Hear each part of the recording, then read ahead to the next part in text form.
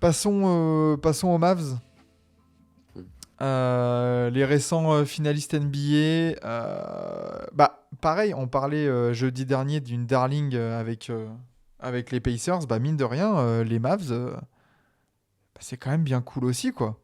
La Ouais. saison dernière, vraie surprise, Ouais. 5e de l'Ouest, 50 victoires, 32 défaites, finaliste NBA face aux Celtics. Malheureusement, les Celtics étaient bien trop forts athlétiquement. Je trouve que ça s'est joué là-dessus. Vraiment sur la différence, la dimension athlétique entre les deux équipes. Mais franchement, bravo les Mavs, hein. Super saison. Ouais. Je pense qu'il n'y en avait pas beaucoup qui avaient annoncé les Mavs en finale, que ça soit au début de saison et même avant les playoffs, même s'ils avaient une belle dynamique en finissant la fin de régulière. Mais de là à les voir arriver tout en haut de l'Ouest, en progressant en plus de série en série, où on se dit, tiens, ce truc-là, ils vont se faire fumer derrière par les Wolves, machin. Hop, et non, au final, ils Ouais. trouvent des solutions, etc. Donc non, sacrée saison réussie qui a fait en plus un petit peu fermer des bouches sur l'association aussi Luka-Kyrie où il y avait beaucoup d'interrogations. Je pense que en termes d'équipe qui arrive en confiance et qui espère gros cette année, ils en font clairement partie. Ouais, et puis des bonnes additions aussi pendant la saison. PJ Washington Ouais, qui a un super impact pendant le run de playoff. Une bonne draft, parce que Derek Lively, Olivier Maxence Prosper, c'est pas mal du tout. Mm. Le retour de Dante Exum, il y a des vraies satisfactions, parce que l'année d'avant, les Mavs, ça tank. Enfin, ça laisse un peu filer la fin de saison pour essayer d'avoir un pic de draft qui s'est transformé en Derek Lively. Et là, ils reviennent, finale, et en étant un peu moyen quand on regarde 10e offensive rating, 18e defensive rating, c'est pas vraiment ce que nous avait, ce à quoi nous avait habitué ce bon vieux Jason Kidd. Mais force est de constater que Luka Doncic, encore une énorme saison de mais calibre MVP. en oui. notant sa ligne de stats, j'ai failli m'évanouir, quoi. C'est pas peu. Et en plus, euh, il y a une vraie progression sur les deux choses qu'on va en critiquer, sur lesquelles on pouvait l'attaquer offensivement.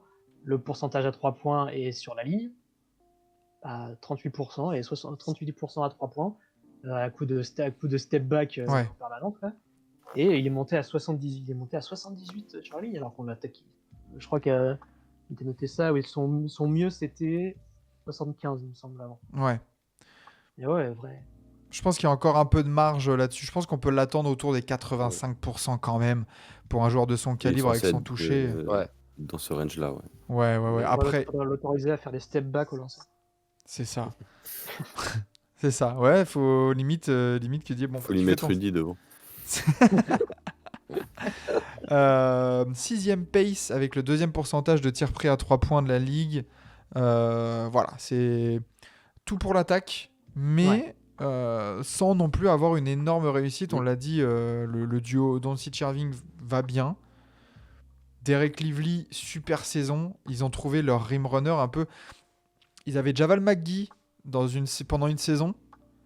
Mm. On s'est dit avec Doncic, ça peut être sympa ce profil de joueur. Bah let's go en fait. Hey, Derek Lively, bonjour. Ouais, et puis à la deadline, Daniel Gafford. Daniel Et, Gafford, ouais. voilà. C'est les deux là, incroyables. Ouais. Genre, je me le suis noté là, Gafford, il fait du 11,7 rebonds en 21 minutes. Bah, c'est bénéf, hein. C'est Ouais. c'est quand même C'est ultra ce solide. pourquoi il Quoi. a été pris. Hein. Exactement. Ah Tu bah vois, oui. de toute façon, ça faisait combien de temps qu'on disait que dans le site, il faut un pivot aérien qui chope tous les lobes et tout. Bah voilà. C'est ça. Leur doublette de pivot là, Ouais. ils ont trouvé exactement ce qu'il leur fallait. Mm. Du coup, Thibaut, tu voulais ajouter? Moi Non, j'avais Non, rien non. à dire. Ok, je croyais que tu avais Bah, commencé par à contre, il y a parler. un truc que.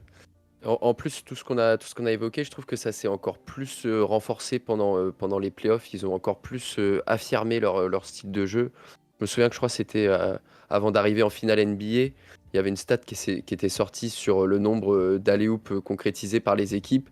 Et tu avais genre les Mavs qui étaient à quasiment 50 et toutes les autres équipes qui étaient à une dizaine seulement. Et ça montrait bien là-dessus ce qu'ils avaient trouvé, que ça marchait vraiment bien. Et moi, l'aspect défensif, quand même, aussi m'a vraiment surpris, Ouais. surtout pendant les playoffs. Il y a eu. Alors, face aux Celtics, ça a été plus compliqué parce que, comme tu l'as dit, physiquement, c'est trop compliqué à tenir avec leur rotation de l'enfer, etc. Mais notamment dans la série face aux Wolves, qui venaient justement, eux, d'imposer un vrai combat physique aux Nuggets. En fait, on s'était dit, ah, physiquement, les Mavs, ça va peut-être être compliqué face à ces Wolves, etc.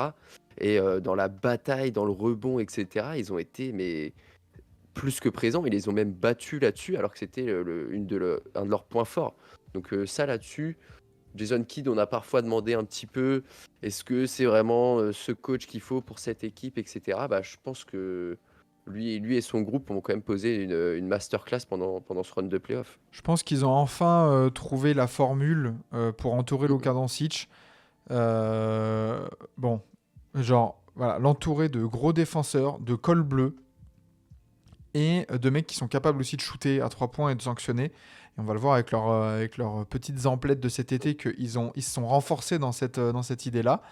Mais voilà, on a eu un Luka en mode, bon bah, de toute façon, vas-y, gère l'attaque. Fous les points, fais tout ce que tu veux. Et ensuite, on va, voilà, les PJ Washington. PJ Washington qui débarquent de Charlotte et qui se permettent de flex comme ça. C'est en finale NBA qu'ils flex comme ça, là ou en finale de conf, je crois. Genre, c'est un délire, tu vois, ce genre de petits ajouts. Et du coup, sur l'été qu'ils ont passé, ouais, c'est arrivé, ça a confirmé un peu cette dynamique-là. Avec la draft quand même de Melvin Agença, Cocorico. Alors, je pense qu'il va d'abord faire une année en G-League. Je pense pas qu'il fasse le cut. Mais il est là. Et salut Sport Mediamat, ça fait longtemps. T'étais pas là pour la reprise. Dallas, j'aime pas, j'interviens pas. Ça va pas changer depuis l'année dernière, ça.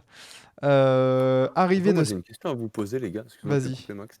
Mais est-ce que vous pensez pas que, hors les leaders, que ce soit Luka, Kyrie, est-ce que vous pensez pas que ce groupe des Mavs a un peu surperformé pendant ces playoffs? Ouais, d'une Bah, certaine façon, oui. Ça va être la grande question de cette saison. Mm. Clairement. Toi, tu penses que oui, Thibaut? Après, je leur enlève aucun crédit. Mais oui, c'est vrai que personne n'attendait des PJ Washington, des Daniel Gafford ou d'autres joueurs à ce niveau-là, quoi. Ouais, et puis après, il Kyrie, y a. Luka, on savait ce que ça a fait. Même en vrai, Derrick Lively, il fait des très beaux runs. Hein. Ouais. Pas T'as forcément battu, dans les stats, mais oui. t'as battu les Clippers, problème de blessure. T'as battu le Thunder, problème d'expérience, globalement, on va dire. T'as battu des Wolves qui peut-être avaient trop donné aussi dans la série face aux Nuggets et qui ont Physiquement, été un ouais. petit peu naïfs aussi sur certaines choses. Donc ouais, je pense qu'ils ont été opportunistes. Après, est-ce qu'ils ont vraiment surperformé ou est-ce que... on va vite le savoir, mais oui, il y a toujours des circonstances atténuantes et ils ont su être là au bon moment, ça c'est sûr. C'est toujours la différence entre est-ce qu'ils ont surperformé ou est-ce qu'ils ont été bien utilisés.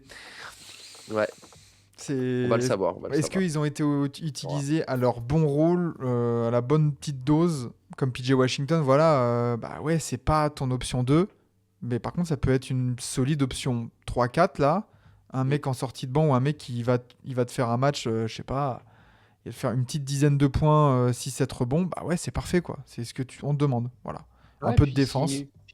s'il prend feu, ça donne la série contre OKC.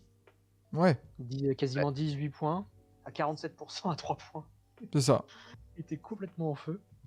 De toute façon, les runs de playoff, il n'y a aucune équipe qui va au titre ou qui va ne serait-ce qu'en finale NBA sans profiter de blessures. Tu regardes, voilà, les Celtics, les Pacers, on en a parlé jeudi, ils ont eu les blessures voilà, contre les Bucks et contre les Knicks. Enfin, voilà, ça fait partie du jeu, ça fait partie des énormes... comment dire Les aléas d'une saison. Ouais, d'un énorme calendrier, en fait. C'est ça. Bien sûr. Donc, bon, voilà. Après, je remets le petit roster là. Tu récupères Spencer Dinwiddie. Aïe, aïe, aïe. qui t'apporte une Pas rotation. grand-chose.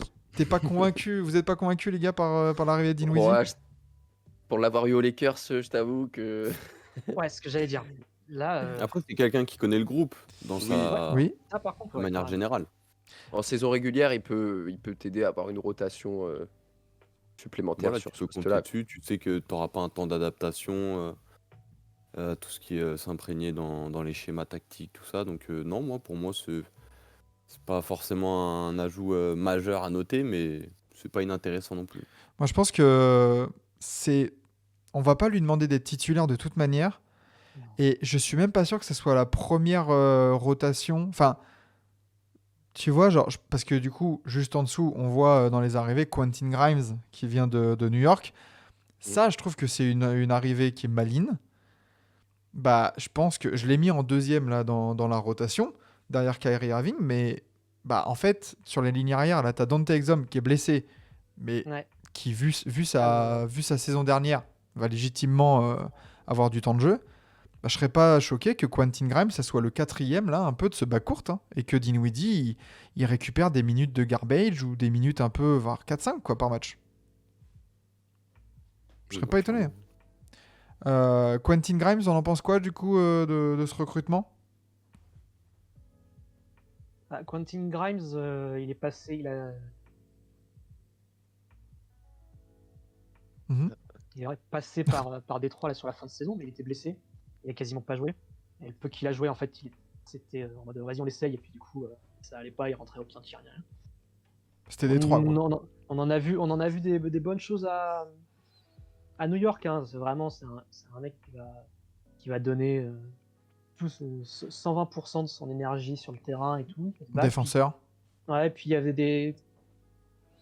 À New York, ils voyaient des petites promesses, on va dire, un peu de ball handling, de savoir faire un peu autre chose que défendre et rentrer des trois.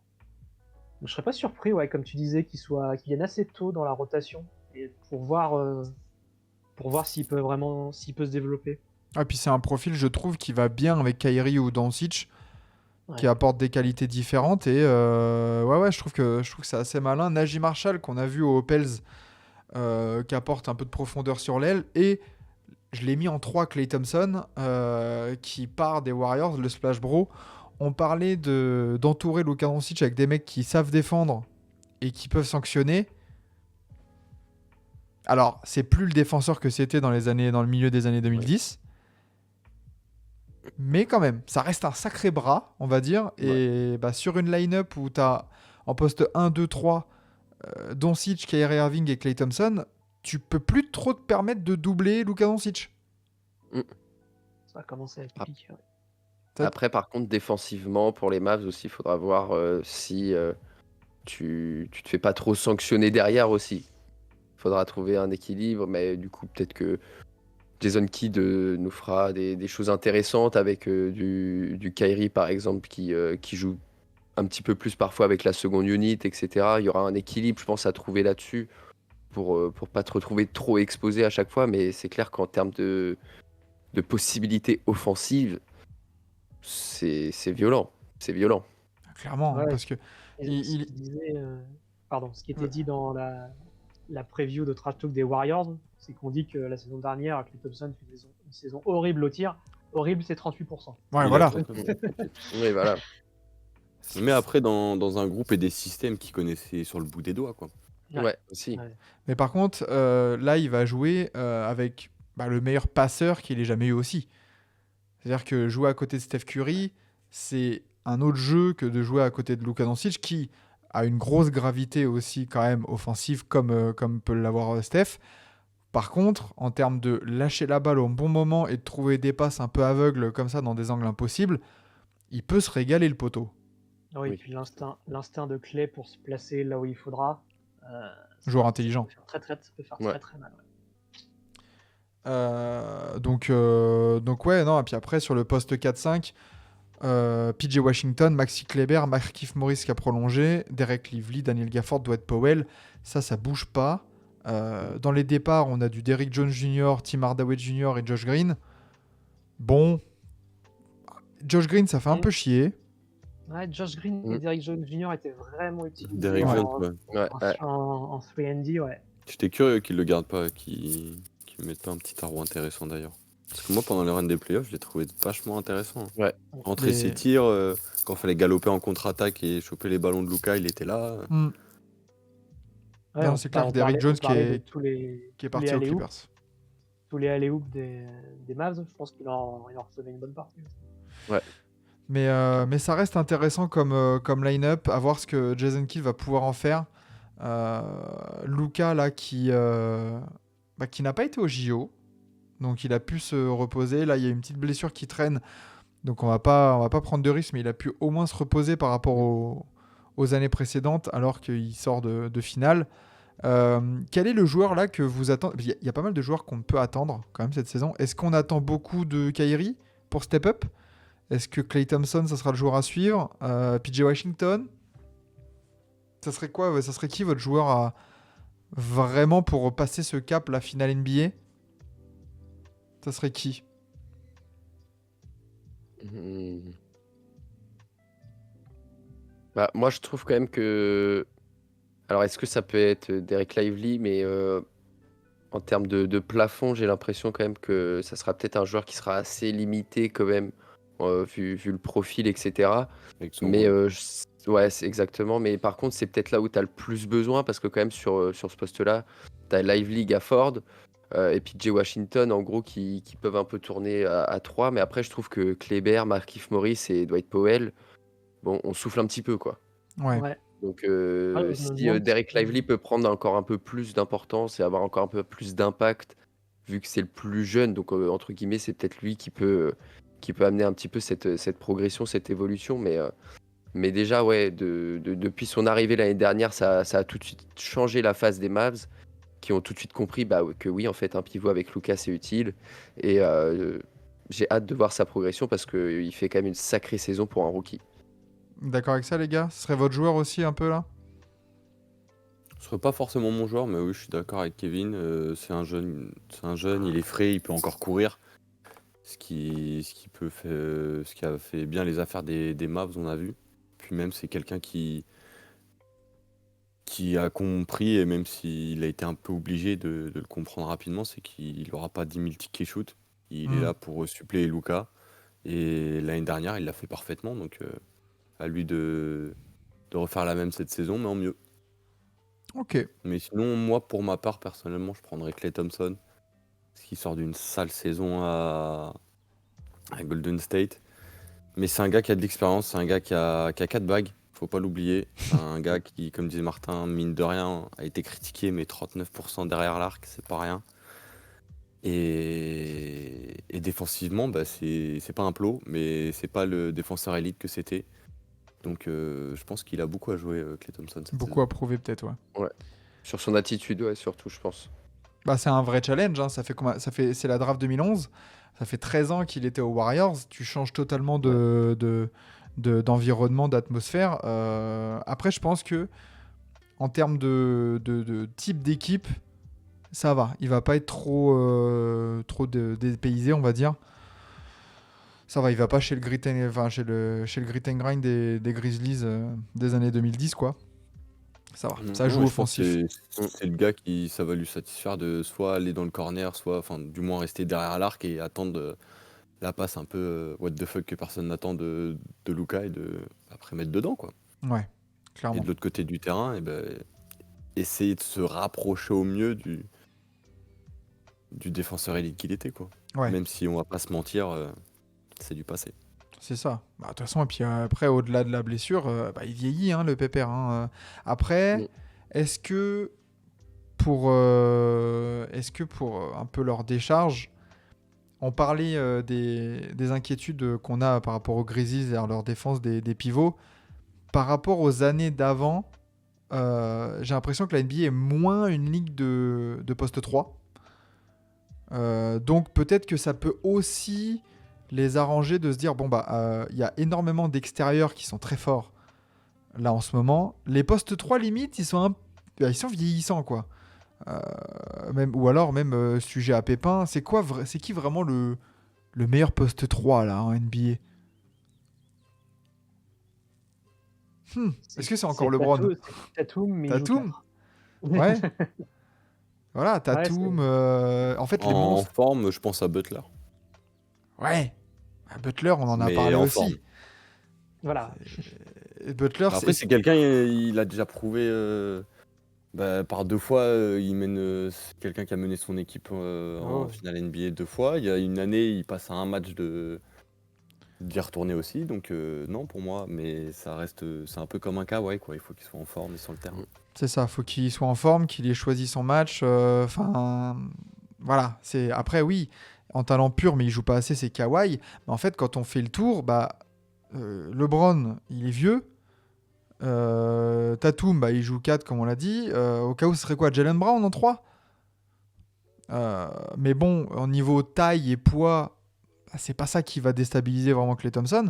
Je me dis, il peut peut-être se débrouiller en 3 et être moins en galère qu'en 2, où là, tu as vraiment des joueurs genre, ouais, si tu dois te faner des Ja Morant, des Trae Young, tous ces, des Anthony Edwards, des Devin Booker, enfin, KD en 3 peut-être. KD, c'est relou. Quand même. Mais voilà, est-ce que du coup on passerait pas à notre la petite vision un peu, L'avenir. l'avenir, voilà, le pronostic un peu de tout ça. Kevin, c'est à toi, comme d'habitude en premier. Allez. Qu'est-ce que tu vois pour ces Mavs? Pour les Mavs, moi je les vois dans la continuité, dans la progression de ce groupe. Je vais les mettre deuxième à l'Ouest. Je pense que le run de playoff l'année dernière a validé pas mal de choses sur la cohésion d'équipe. Comme je l'ai dit, mon seul petit bémol, c'est peut-être sur ta rotation ailier fort pivot. Mais après, ça, on sait que ça peut être un petit trade qui est fait aussi à l'hiver si justement tu vois que tu manques un petit peu de joueurs disponibles sur ce poste. Donc non, je pense que ils peuvent faire très très mal dans la conférence Ouest. Offensivement, ça peut être tout de suite un enfer à défendre. En plus de ça, tu vas peut-être pouvoir faire forcer un petit peu moins Luka s'il a un petit bobo, etc. Ok, pas de souci. On joue une équipe middle ce soir. Repose-toi. Tu mets Kyrie et Thompson et la bande de col bleu autour. Et au final, tu peux déjà gagner pas mal de matchs avec ça. Donc ouais, non, saison très solide de la part des Mavs et on les attend en playoff, bien sûr. Ok, solide. Martin, à toi, qu'est-ce que tu vois pour nos amis les Mavs? Je les avais mis deuxième aussi, mais allez, je vais les faire descendre en dessous, troisième de l'Ouest. Hmm. Je pense que, comme l'a dit Kevin, dans la continuité, moi vraiment, je pense qu'avec la rotation Lively Gafford en pivot, ils ont trouvé un truc qui colle trop bien avec avec les profils qu'ils ont à la main, on va dire avec leurs deux meneurs, la Kyrie et Luka. Mais je pense que les ailes, ils vont un peu galérer. Alors on a dit le plus grand bien de, enfin on n'en a pas parlé là, mais on entend le plus grand bien de Najee Marshall là, qui est arrivé des Pels, pour aller dans l'aile, rentrer des shoots, mettre de l'impact et tout. PJ Washington en 4, je suis pas super convaincu. Mais en fait, ouais, je pense que offensivement, ça peut vraiment, comme on l'a dit, là, même un Klay Thompson à seulement 38% derrière l'arc. En fait, t'as ça, t'as Kyrie qui shoot à 40% depuis 3 ans. Et si t'as un pivot qui fait la menace au alley-oop, défense, t'es perdu, quoi. Tu sais plus, tu peux laisser personne, quoi. Donc je pense que leur attaque va vraiment les mener très loin, mais qu'ils vont avoir un tout petit peu de galère, ouais, de profondeur sur les ailes. Donc je vais les mettre troisième, ouais. Ok, troisième de l'Ouest. Thibaut, est-ce que tu as le même, pronostic? Moi, j'ai mieux. Moi, je les mets premiers de l'Ouest. Waouh. C'est un groupe avec de la continuité essentiellement, même si tu as ajouté quelques pièces. Et comme Kevin le disait, c'est un groupe qu'on va attendre à partir du 15 avril. Mais que pour moi, ça va dérouler et on attend toujours, si je dis pas de bêtises, ils ont toujours pas eu l'avantage du terrain en playoff. Non. Non. Il me semble pas, non? Et bah, cette année, c'est la bonne. Donc, première place à l'Ouest avec petit supplément Doncic MVP. Ouais, j'allais te demander, ouais. Logique. Ah bah alors là, Là, c'est compliqué pour l'avoir. Aïe, aïe, aïe, aïe, aïe. Alors que Doncic MVP. Fort. je tiens à rappeler, je suis supporter des Rockets, donc j'ai pas peur de le dire. Mais non, pour moi, vraiment, cette année, ouais, c'est peut-être pas l'année des Mavs, je veux dire en termes Le titre. de titre, voilà, mais c'est l'année de Luka. C'est l'année de Luka où il sort d'une finale. À mon avis, c'est quelque chose qu'il a apprécié et auquel il a envie de regoûter. Et Kyrie, maintenant taclé, pas mal de snipers. Martin parlait de Neji Marshall, il sort de sa meilleure saison à 3 points, 38-39%. Mm. La rotation dans les postes 4-5, ça va faire je pense que ça fera le taf durant la saison et arriver les playoffs, ça va se resserrer. Et là, avec des Mavs, avec l'avantage du terrain et un Doncic au minimum niveau MVP, et au mieux, même pas de blessure, il y a un chemin où ça va au bout. Hein. Donc, premier de l'Ouest. Ouais, Ok. puis on disait tout à l'heure qu'il n'a pas fait les JO. Un Doncic énervé de finale perdue, pas fait les JO. Oui, si ça se blesse Ouais. pas, ça peut te faire tenir une équipe. Ce qu'on oublie, mais mine de rien, pendant leur run, Luka, il a une gêne aussi à la cuisse, Ouais. je crois, si je dis pas Ah de ouais. bêtises. Ouais. Mais il arrive quand même à emmener l'essai en finale. Donc, Il est en qu'est-ce 30-10-10, que quoi. c'est si. Voilà. Donc, qu'est-ce que c'est que ce groupe des Mavs avec l'avantage de terrain et une bonne dynamique au moment des playoffs, quoi. Ok. Et bah pour moi, pareil, je suis assez optimiste. Je les mettais pas premier. Je crois que je les mets troisième de l'Ouest. Je suis d'accord. J'attends une grosse saison de Luka. J'attends. Allez, je call le 43% à 3 points de Klay Thompson. Ouais. Parce que finalement, il a jamais été vraiment option 3 dans une équipe. Donc, bah ouais, les défenseurs, ils vont devoir se coltiner Kyrie et Luka. Et bah lui, mine de rien, il aura le troisième def. Donc, il aura un peu plus d'espace. Je suis d'accord, la rotation... En fait, la rotation intérieure, en saison régulière, elle te gagne des matchs. Enfin, elle te gêne pas pour gagner des matchs. Par contre, elle est très adaptée. Je l'ai vu dans le chat, je sais plus par qui. Elle est très adaptée en playoff. Où bah, quand il faut jouer demi-terrain, ils sont là. Et ouais, t'as pas besoin d'être très mobile. J'y crois. Ça va peut-être lâcher un peu à la manière de Denver, lâcher les petits matchs ici ou là, mais ça va essayer de gérer pour arriver en playoff à fond. Et ouais, Doncic MVP, ouais, j'aimerais bien. Ça y est, c'est la 6e année, sa 6e saison là de Doncic. Il a 25 ans. C'est bon. Oui, c'est ça. Draft draft. 2018. Ouais, hein. C'est bon, Ouais. c'est son moment. Mm. Faut y aller. Donc voilà pour nos petits Mavs qu'on voit haut quand même dans cette conférence Ouest. Ça veut Ouais. dire que Ouais, puis je pense qu'on est plutôt sur, tu vois, troisième. J'ai l'impression que c'est plus presque un plancher plutôt Oui. qu'autre chose, Ouais. quoi. c'est ça. D'accord. Ils sont quasi Là, je obligés de regarde. nommer un Américain MVP cette année. Ah, il y en a qu'un qui peut y aller, à mon avis, c'est Anthony Edwards, et on en Est-ce parlera que plus tard. ouais, voilà, on en parlera un peu plus tard d'Anthony Edwards, peut-être lundi prochain, on verra.